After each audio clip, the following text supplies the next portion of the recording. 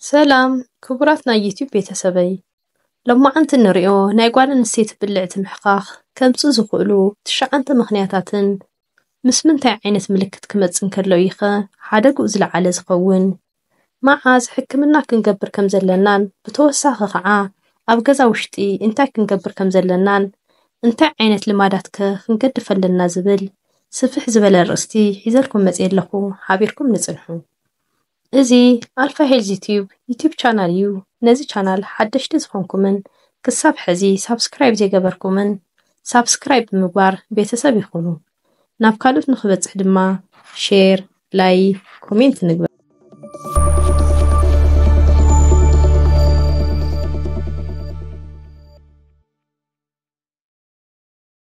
نايقوانا نستيت باللعت محقاق زي متشون مساقين ملكت كخونن كرلو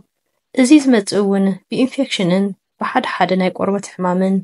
سد بزخوانة قبر سقا زمزو حماماتن حاليفون بجنقتن بناي قوانا نستيت ناي بلعت نقرسان ناي بلعت محقاقن مسقاين كمز يخيليو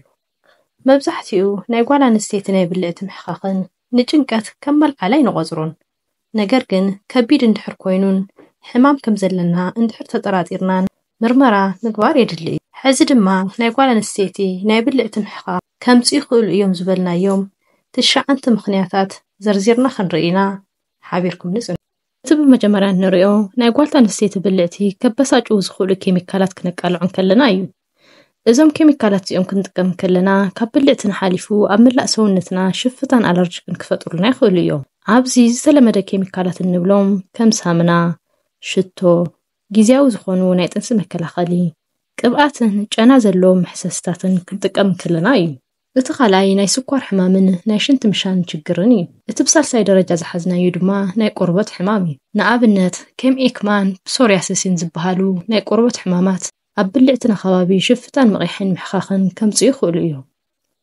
ኤክማ ዝበሃል ናይ ቆርበት ሕማም መብዛሕትኡ ግዜ ኣስሚ ወይ እውን ኣለርጂ ካብ ዘለዎም ሰባት ዝፍጠር ሽፍታ እዩ እዚ ሽፍታ እዚ ቅይሕ ዝበለን ዝሕክኽን እዩ እዚ ኣብ ሓደ ደቂ ኣንስትዮ ናይ ብልዕት ከባቢ ክሰራጮ ዝኽእል ናይ ቆርበት ሕማም እዩ ፕሶሪያሲስ ከዓ ዝተለመደ ናይ ቆርበት ሕማም ክኸውን ከሎ እዚ ከዓ ናይ ቆርበት ምቅርራፍን ምቕያሕን ምሕኻኽን ከምጽእ ዝኽእል ሕማም ኮይኑ ኣብ ብልዕት ከባቢ እውን ይወጽሞ ናይ ብልዕት ምሕኻኽን ብስጫውን ከስዕብ ይኽእል እቲ ብራብዓይ ደረጃ ዝሓዝናዩ ድማ ይስቲ ኢንፌክሽን እዩ ይስቲ ኢንፌክሽን ብተፈጥሮ ዝመጽእ ናይ ፈንገስ ኢንፌክሽን ክኸውን ከሎ እዚ ኢንፌክሽን እዚ ብተለምዶ ኣብ ናይ ጓል ኣንስተይቲ ብልዕት ከባቢ ይርከብ እዚ ብዙሕ ግዜ ችግር ኣይፈጥርን ነገር ግን ሓደ ግዜ እንደ ዓበይ ክኸይድ ከሎ ዘይምቹ ዝኾነ ኢንፌክሽን ከኽትል ይኽእል እዩ ኣብ ህይወትና ካብ 4 ደቂ ኣንስትዮ ን3 ዘጥቅዕ ናይ ይስቲ ኢንፌክሽን እዩ እቲ ብሓምሻይ ደረጃ ዝሓዝናዩ ድማ ባክተሪያል ቫጂኖሲስ እዚ ልክዕ ከምቲ ይስቲ ኢንፌክሽን ኣብ ናይ ጓል ኣንስተይቲ ብልዕት ንምሕኻኽ ከም ዋና ምኽንያት ይጥቀስ እዩ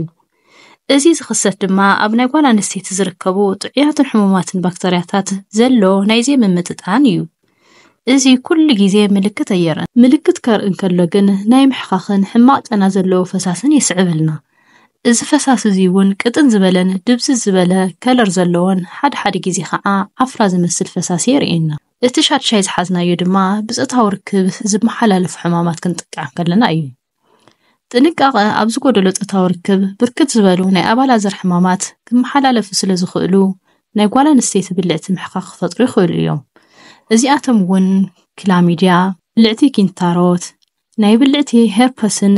ትሪኮሚኖሲስን ኢልና ንጽውዖም እዮም እዞም ኩነታት እዚኦም ዘይልሙድ ዝኾነ ዕብየትን ብጫ ፈሳስን ሓዊሱ ተወሳኺ ምልክታት ክፈጥሩና ይኽእሉ እዚ ኣብ ሽንቲ ግዜ ምቅጻልን ምሕማምን እውን ክፈጥረልና ይኽእል እዩ እቲ ብሻብዓይ ደረጃ ዝሓዝናዩ ከዓ ጭንቀት ዝብል እዩ ጭንቀት ኣብ ኣካላውን እሙራውን ውጥረት ናይ ጓል ኣንስተይቲ ብልዕቲ ምሕኻኽን ብስጫውን ክፈጥር ይኽእል እዩ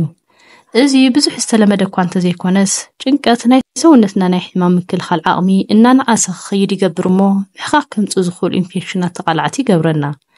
ስለዚ ብዝተኻኣለና መጠን ጭንቀት ምቕናስ እውን ኣድላይ እዩ እቲ ብሻምናይ ደረጃ ዝሓዝናዩ ድማ ጻምእ ናይ ሰብነት እዩ ጻምእ ሰብነት በተለይ ዕድመን ድፍእ ዘበላ ደቂ ኣንስትዮ መጠን ናይ ኤስትሮጅን ኣብ ሰብነት ስለ ዝቕንስ ኣብ ብልዕቲ ከባቢ ዝፍጠር ድርቀት የጋጥም እሞ ንምሕኻኽን ምብስጫውን የቃልዕና እዚ ተሉ ሕክምና ድማ ክግበረዶ ኣለዎ እቲ ብታሽዓይ ደረጃ ናይ መጨረሻን ዝሓዝናዩ ድማ vulval cancer حالحاليفو ናይ ብልዕቲ ምሕኻኽ ናይ ብልዕቲ ናይ ካንሰር ምልክት ክኸውን ይኽእል እዩ። እዚ ኣብ ናይ ጓል ኣንስተይቲ ብልዕቲ ውሽጢ ዝፍጠር ናይ ካንሰር ዓይነት እዩ። vulval cancer ኩሉ ግዜ ምልክታት ዘይከምጽእ ይኽእል እዩ። ነገር ግን እቶም ምልክታት ኣብ እንሪኤሉ ግዜ ከም ምሕኻኽ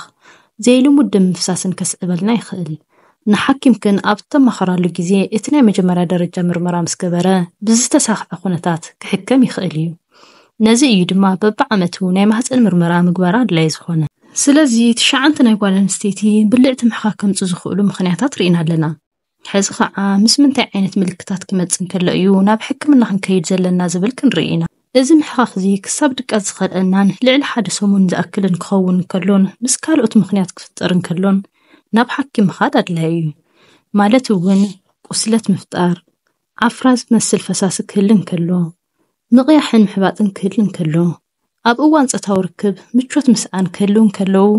ምዞም ምልክታት እዚኦም ተተሓሒዙ ዝመጽእ ናይ ብልዕቲ ምሕኻኽ እንተሃልዩ ቀልጢፍካ ናብ ሕክምና ምኻድ ኣድላይ እዩ። ኣብዚ ጥንቃቐ ክንገብሮ ዘለና ግን ካብ ፋርማሲ ገዚእኻ ዝውሰዱ መድሓኒታት ካብ ምጥቃም ግን ምቑጣብ ኣድላይ እዩ። ሕክምና ኣብ እንኸደሉ እዋን እውን ምስ መጻምድና ምኻድ ከም ተመራፂ እዩ። ካብዚ ቀፂልና ንሪኦ ድማ ኣብ ገዛ ክንገብሮም ዝግቡኡና ነገራት ክንርኢ ኢና። ኣብ ብልዕትና ከባቢ ኣብ እንሕፀበሉ ሰዓት ልህብ ዝበለ ማይን ልስልስ ዝበለ መሕሰሲ ጨርቅን ክንጥቀም ኣለና። ብተወሳኺ እውን ከም ሽታ ዘለዎም ሳሙናታትን ሶፍትታትን እውን ክነወግድ ኣለና። ስፖርትን ሓመሳና ብንገብረሉ ሰዓት ድማ ምስ ወዳእና ራሕሲ ዘለዎም ፓንትን ናይ ውሽጢ ስረን ቶሎ ምቕያር ኣድላይ እዩ። ኣብ ርክብ ግዜ እውን ኮንዶም ምጥቃምን ካብ ስዲ ዝኾነ ፆታዊ ርክብ ዝመሓላለፍ ሕማማት ንኸይንቃላዕ ይገብር እዩ። ስለዚ ንናይ ጓል ኣንስተይቲ ብልዕቲ ምሕኻኽ እቲ ቀዳማይ ኢንፌክሽን ስለ ዝኾነ ነዚ ምክልኻል ኣድላይ እዩ። እዚ እንድሕር ተኸላኺልና ካብ ናይ ጓል ኣንስተይቲ ብልዕቲ ምሕኻኽ ክንድሕን ንኽእል ኢና። ንሎሚ እዚ ዝኣክል ካብ ርአና ንቐፀልን ብኻሊእ ቪድዮስ ካብ ንጋነ ሰሰናይ ንዓኹም ክብረት ይሃበለ።